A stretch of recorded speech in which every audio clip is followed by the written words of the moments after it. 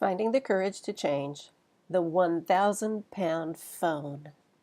My telephone is one of my most valuable tools. I use it to reach out for support. I developed the habit of a daily support call. Every day has its challenges. I make a plan and then I call for support.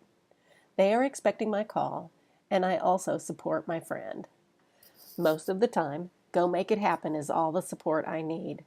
But sometimes I get new ideas, new perspectives, and inspiration.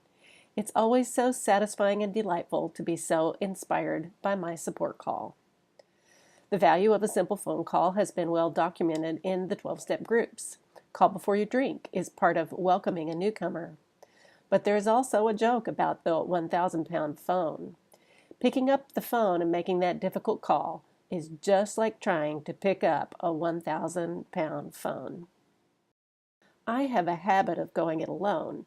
It's important to be independent, and I've been let down in the past.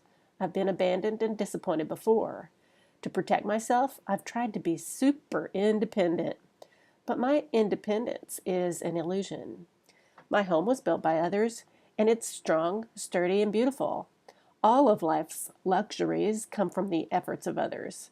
My life is good and wonderful because of the contributions of many others, and it's easy to allow this anonymous dependency.